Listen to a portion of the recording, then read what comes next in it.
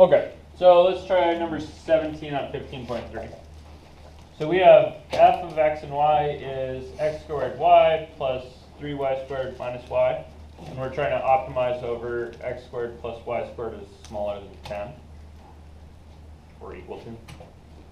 So what do you start with? Start by finding the critical points of f. Okay, so you're going to need a gradient for f at some point, right? So you may as well calculate that. What do you get? F of x equals 2xy. Okay, so you got 2xy, that's the x derivative, F of y equals x squared plus 6y minus 1. and the y derivative you get x squared plus 6y minus 1. Okay, good, cool. Now what? Find the critical points. Yeah, so to find the critical points you look for zeros and undefined. Are you going to find any undefineds here? No. No? Right, they're both polynomial. Easy peasy. Okay, so we should be setting 2xy is 0 and x squared plus 6y minus 1 is 0. Thoughts? Yeah. Fiddle with that first one first, right? That thing, 2xy is 0, means that either x is 0 or y is 0, right? Okay, then what?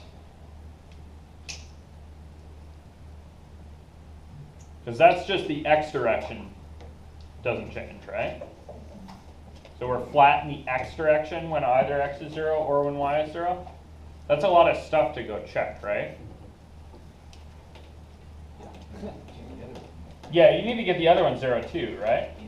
Okay, so I'm going to split that into the x is 0 case, right? So when x is 0, what does my second derivative boil down to? I get 6y is 1, right? Where'd the x's go? It's her. Okay, so you get y is a 6.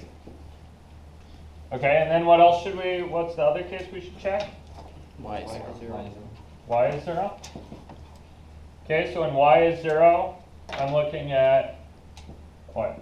X squared equals 1. X squared is 1, Which is x equals 1. which is x equals Plus or minus. Sorry. plus or minus 1. So you have how many critical points represented here? 3 because of the 6. x one Three. is 0. Oh, wait. I love this. I've heard, I think, 2, 3, and 6? 5. No, I have no idea. How many? Let's see. So this was predicated on the idea that x is 0, right? Okay. How many y's go with x is 0? 1. The 1 at 1/6, right? So that's one critical point. X is 0 and y is a 6. Okay? Where are your other critical points? What else you got? Y equals 0. X equals 1 and x equals negative 1. So when y is 0, right, there's two options. X is either plus 1 or minus 1. And there's also the 0, 0 case. That's in y equals 0. Ah, And, oh yeah. is there a 0, 0 case? No. No. Why not? Because then the second equation would equal negative 1. Yeah, when they're both 0, right, the first fx is still 0, but the fy is negative 1 or something. You guys cool with that? Okay, so I have my 3 critical points. Now what? What else do I need? Plug them into the original f equation, just make sure that they are, well, no, actually the x squared plus y squared is less than 10. Make sure they actually are less than or equal to 10. Okay, first things first, yeah, check, make sure they're within the constraint zone, right? So, let's see, is 0 squared plus a 6 squared smaller than 10? Yeah. Yep. Okay. Right, that's like a 36th or something. So, check. Is 1 squared plus 0 squared smaller than 10? Yes. Yep. And negative 1 squared plus 0 squared is? 1. 1, also smaller than 10. So all three of these are within that domain. Guys good? Now what?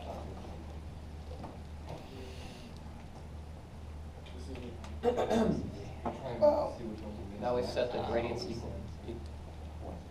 Now we use the gradient of f equals lambda times the gradient of the constraint. Why would you do that? So, hang on. Wesley's suggesting that we might want to check The value of the f on gradient constraint. of f equals lambda times the gradient of this constraint. Why the heck would I do that? That's checking the value of f on the constraint. You guys see that? Like, I found the critical points of the function itself, right? So this is some handkerchief draped, right? I found the only spots that handkerchief has a horizontal tangent plane. You guys good with that? But I'm really talking about just on some disk, right? So maybe let me draw a little picture. So my picture's my usual, like, Whittleby handkerchief, right? That I got going on here. This doesn't have the edge, right? There's no edges to this thing. It's a Whittleby handkerchief. And what I've found is that there's some kind of horizontal tangent plane thing going on at 3 points. Oh, and I should cluster these closely because they're all pretty close together. So I got a horizontal tangent plane at these 3 points. You guys good with that? And then someplace in the domain there's this big disk, right? That I'm talking about. When I lift that disk up here, right? I don't know what it does. You guys see that? Like, it could dip way lower if that handkerchief has a big old fold in it that runs off to minus infinity. Right? There might be 3 little, mins in that middle section, right? 3 little dips in there. And then I could have this big channel that runs off down to negative infinity. But where this crosses, that could be the lowest point, even though there's local minimums on the inside. You guys see that? You want a Calc 1 style example? So here's a Calc 1 function, right? This is like some kind of cubic, yeah? It's got these kind of local max-min values, right? But if I say, well, I'm interested in this blue segment of the domain, then I'm cutting that function. You guys see that? And my critical points, although they're local max and min, they're not the global on this domain max and min, because the edges of that domain have values that exceed this. You guys see that? Kind of just because there's local interesting spots doesn't mean those are the only interesting spots. You could pick up something interesting on the edge. You don't have to, but you could. You guys follow that? So I got these 3 spots and I should check. Those are my kind of inside things. Right? Those are my critical points inside this domain. But then I should also check and see if there's anything interesting going on the edge. And Wesley is proposing that we use what? Lagrange multipliers to check the equals thing. You guys see that? Okay, so let's do that. No. Oh. So Wesley thinks I should take 2xy comma x squared plus 6y minus 1 and set it equal to lambda times what now? 2x, 2y. 2x, 2y?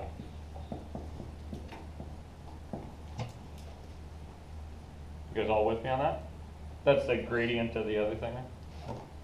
Okay. So I got 2xy is lambda 2x. Let's call it lambda 2x. Call it 2 lambda x. And we got also x squared plus 6y minus 1 equals 2 lambda y, right? Why does lambda go in between that? I noticed they did that in the book too. Why wouldn't it just be lambda 2y? Convention. If you go check out an Algebra 1 book, someplace in most of those books there's a rule written down that says that when you're writing a product of variables and numbers, the correct way to do that is to write the numbers that are integer, any numbers that have radicals, any Greek letters in alphabetical in Greek order, and then any regular letters in regular alphabetical order. And I could not give less of a shit whether you do this or not. Yeah. But there is that rule in math textbooks, and so your book adheres. No reason at all. Okay, so solvings. So the left one Lambda it equals ends up y, with- obviously. yeah. Oh, okay, so hang on, quick check. This thing says lambda equals y? Correct. So close. Oh. So close. This thing says lambda equals y If X is, If X. if X is not zero. if x X is isn't not 0, zero. right? Yeah. So this says either x is 0, right? When you divide by a variable, you best stop and think for a second, hey, if that variable's 0, does that satisfy this equation? Oh, because you have to divide by X in the process. Yeah, you guys see that? Right? I'm dividing by x there. Really, I should apply the 0 product rule instead of dividing by x. You guys see that? You like subtract this over, factor a bunch of crap out, and then apply the 0 product rule, you'll get to it. Guys good with that? So I have these two things. Let's see, what else have I got? That horrible business, right? What else have I got? Like, I seem to have 2 equations and 3 variables. You now have that Could lambda set both y equal the same lambda. as long as X is not 0. Oh yeah, you could fiddle these apart and set them both equal to lambda, right? Then set them equal to each other. That's the same thing actually as subbing lambda equals y into that one. You guys see that? Okay, so I could fiddle with this a little bit. Like I can say this is x squared plus 6y minus 1 is 2 lambda, or 2, not lambda squareds, but y squared. Okay, but I still seem to have like, yeah, a bunch of trouble. You guys see this? What's my problem? Why am I chasing my tail on this? Maybe some. Why do you always end up chasing your tail on these? Try to set y equals x. There's something you always forget. That we have certain variables we're checking by. Well, you have more unknowns in the equations. Yeah, you have too many unknowns, right? You guys see that? You always have too many unknowns when you're doing Lagrange multipliers. It happens every single time. And yet every time I start chasing my tail for at least a minute. So what's the trick? What do you need to remember when you're doing Lagrange multipliers? What should I make you get tattooed on the back of your eyelids? You have an extra equation at the top. Yeah, you have a constraint equation. What's my constraint equation here? X squared plus y squared is less than or equals to 10. In this case, it's Close. In this case, it's equals 10. Yeah, in this case, I want equals 10, because I already checked the inside, right? That's those 3 critical points I got hanging out over there. You guys see that? Okay, so I really have 3 equations. I also have this one. You guys good with this? Okay, so thoughts? What else can I do here? You what? You could divide by 2. That wouldn't work because you Oh, in here? Yeah. Yeah, that would be messy. You solve for x Yeah. on the top equation? Solve for x squared on the bottom, y equals the top. Those are both great ideas, and it doesn't matter which one you do. Get one of the variables out of one of the equations. So we already got the lambda out by using this first thing, right? And I would really recommend that when you're doing these, you have a different colored pen. Because I need to worry about that x equals 0 thing later. right? Okay, so it doesn't matter. Pick one. I'm going to solve this for x squared. So if I solve for x squared, I get x squared is 2y squared minus 6y plus 1, right? Take that information, shove it into the constraint. So now you got 3y squared minus 6y plus 1 equals Why? y 3y squared. Oh, no. Maybe I should do that more explicitly. You got, this is x squared, right? Plus y squared is 10. And then you what? Combine like terms and shove everything to one side.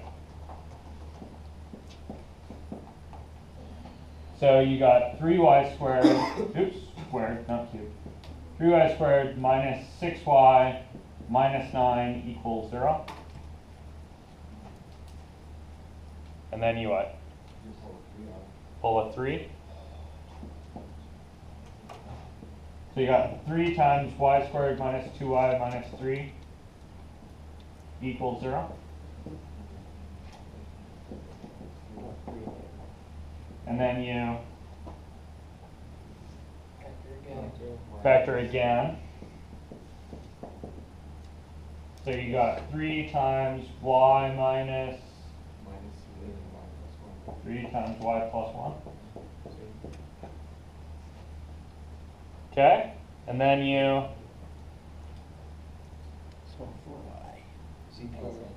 yeah, apply the zero product rule again. How you guys are getting good at that.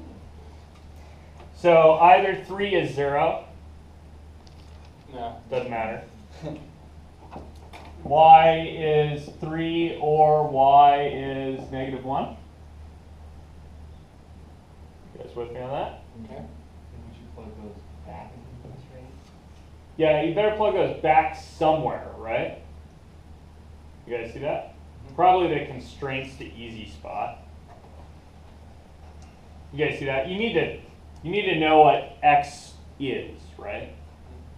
So you have a couple of y values, and you could go to the constraint, or you could go to this thing, or you could find out what lambda is, right?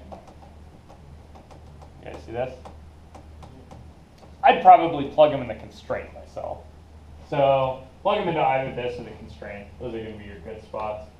So if y is 3, what are the x values? You got x squared plus 9 is 10. So x is plus or minus 1. X is plus or minus 1. If y is negative 1, then you've got x squared plus 1 is 10. So your x is plus or minus 3. You guys good with this? Okay. Now what? How many things did I just find? A lot. A lot. That's points. 4 things. You guys see that? Yep. Okay. So I have those 4 things, which are 1, 3, negative 1, 3, 3, negative 1, and negative 3, negative 1. So I got those 4, and also what? The original. Yeah, my other 3. So I have 4 boundary points that might display interesting behavior, and 3 interior points that might display interesting behavior. So now I've accounted for the boundary and the interior, so we're good to go on what? Oh, shit. Yeah, I was gonna say. I should also figure out that x is 0 thing, right? Oh. You guys see that? So I said I was good, but then I noticed my little blue spot over here. For screen, I noticed that little blue spot. So when I plug in x is 0, where do I plug that in to find anything interesting? You only have y. the x squared plus 6 In the squared minus constraint. So remember, this is way back at the beginning. You had to take care of this, right? So that's x is 0, way back at the beginning. Of the constraint though? Oh, So that's this and the constraint, right? You guys see that? So that's x is 0, and I should have to check in the constraint, right? That means y is plus or minus the square root of 10, right? You guys see that?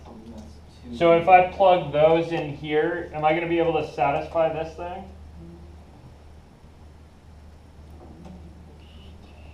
Basically, I'm just wondering, I got this using just 2 equations, right? It wouldn't work because square root of 10. Oh, no, it would work, Yeah, the lambda will compensate. You guys see that?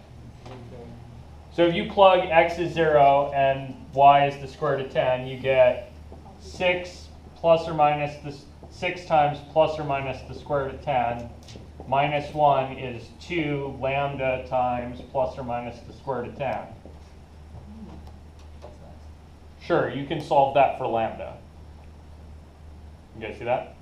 And it doesn't matter what lambda is because this part will be 0 anyway. 0 equals 0 anyway. You guys see that? So, crap.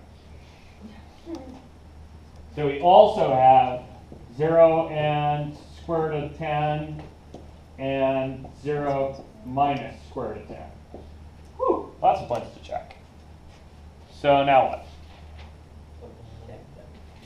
Yeah, plug them all in. To what? Yeah, the original function. Which is what? Yes. X squared y plus 3y squared minus y. No, I meant procedurally, like use an adjective. What is this? Yeah. Tedious and also easy, right? It's Like tedious. it's easy, but it's boring. Okay, so I need to check f of, I'm going to do the ones with 0 in them first because they're easy. So I need to do f of 0 and a 6th, right? So you got 0, 3 times a 6th squared minus a 6th. Cool. Which is some number. F of 1 and 0. Can somebody just ballpark the size of this thing for me? Negative fraction, I believe. Yeah, it's like negative and probably a fraction, yeah? It's 1/12, I believe. It's negative smallish. Small. Right, like, yeah, it's a 12th or something. It's between 0 and negative a 6th. Exactly. Negative one. You guys cool with that? Okay, f of 1 and 0 gives me 0. Cool, that one was easy. F of negative 1 and 0 gives me 0. And have y is 0. Okay, so out of this, I have learned that these are not minimums. You guys see that? Because that one's negative. Okay, so then I need to do f of 1 and 3. So I got 3 plus 27 minus 3 is 27. Cool. Guess what? These aren't maximums either. Right? Okay, then I do f of negative 1 and 3, and I get exactly the same thing because it's even it's even with respect to x. You guys see that? Okay. How about f of 3 and negative 1? You get Negative 9 negative 9 plus 3. plus 3 plus 1, I think. Yeah, that's what I got. Okay, which is, Negative 5. Is it negative thank 6? you. Yeah. It's negative 6 plus 1 is negative 5. So this thing, my original 0 and a 6th is It's too small. Yeah, it's not a minimum either. You guys see that? So I pitched all three interior points already. Whatever's interesting here is on the edges. So there's some kind of ridge running off to a positive infinity and some kind of trough running off to negative infinity. Right? Locally, these might be mins or maxes. I just don't even care right now. If I wanted to figure it out, I could calculate D, right? But I don't care. Out of this guy, f of -3 and -1, what am I going to get? Same as negative, it's the same as the top one. It's going to be -5 again. And how about f of 0 and the square root of 10? 30 minus the square root of 10. I think that's right. And f of 0 and minus the square root of 10? You get 30 plus the square root of 10.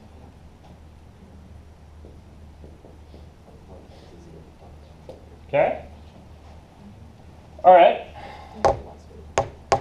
Now, what does this come down to? The max is pretty easy. 30 plus root 10 is bigger than anything else. Yeah, right? Like, comparing stuff, I've got, in candidates for the max, I've got these 27s and this 30 plus the square root of 10.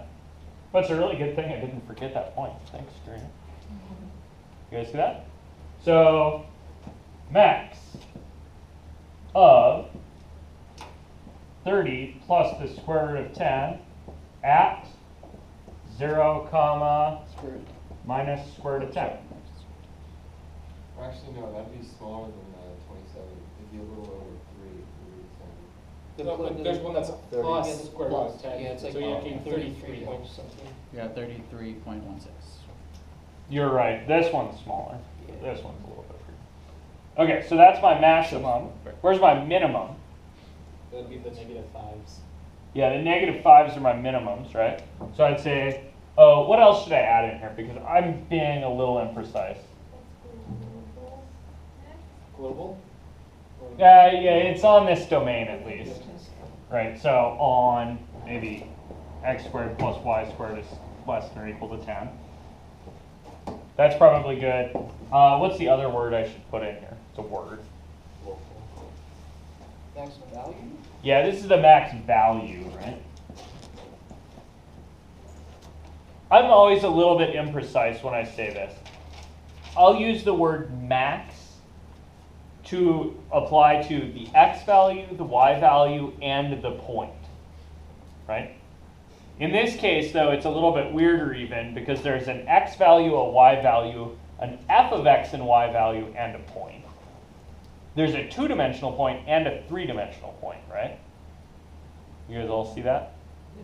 I'm using max to refer to all of that jazz kind of interchangeably, and that's bad, speaking. Yeah.